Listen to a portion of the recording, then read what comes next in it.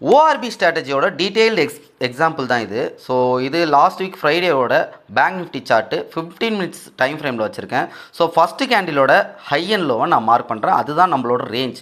இப்போது மேலே வரைஞ்சிருக்க லைன் வந்து ரெசிஸ்டன்ஸ் ஆகும், கீழே வரைஞ்சிருக்கிற லைன் வந்து சப்போர்ட் ஆகும் நான் கன்சிடர் பண்ணிக்கிறேன். இப்போ லோ டைம் ஃப்ரேமாக 15 மினிட்ஸ்லேருந்து 1 மினிட் கன்வெர்ட் பண்ணிக்கிறேன். ஸோ 1 மினிட்டில் எனக்கு ஒரு மல்டிபிள் கேண்டிலோட ஹை அண்ட் லோ ஃபார்ம் ஆயிருக்கு. ஸோ இப்போது எனக்கு ரெசிஸ்டன்ஸை பிரேக் அவுட் பண்ணால் நான் வந்து பை என்ட்ரிக்காக பிளான் பண்ணணும், சப்போர்ட்டை பிரேக் அவுட் பண்ணால் நான் வந்து செல் என்ட்ரிக்காக பிளான் பண்ணணும். ஸோ இப்போது சார்ட்டை ரீப்ளே பண்ணுறேன். ஸோ மார்க்கெட்டில் என்ன நடக்குதுன்றதை பார்க்கலாம். ஸோ எஸ்என்சி ஐசிடி யூஸ் பண்ணி அழகாக இதில் என்ட்ரி ப்ளேஸ் பண்ணலாம், உங்களுக்கு கன்ஃபியூஷன் இல்லாமல். ஸோ லாஸ்ட் வீடியோவில் உங்களுக்கு சரியாக புரிதல் இல்லைன்னு சொன்னீங்க. ஸோ இப்போ நமக்கு ரெசிஸ்டன்ஸை பிரேக் அவுட் பண்ணி கேண்டில் க்ளோஸ் வச்சிருச்சு.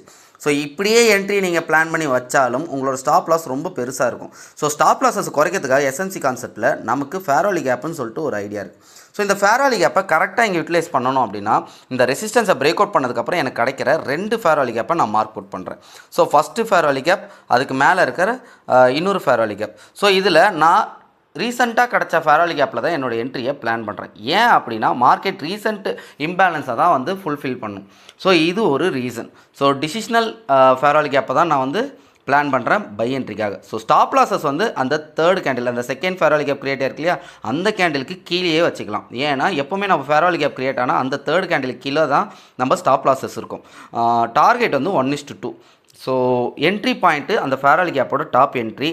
So stop loss below the third candle. So அழகாக 1:2 வச்சிங்க அப்படின்னா டார்கெட் அழகாக ரீச் ஆகும். ரீச் ஆகுதா இல்லையன்றதை இந்த வீடியோ பார்த்து தெரிஞ்சுக்கோங்க.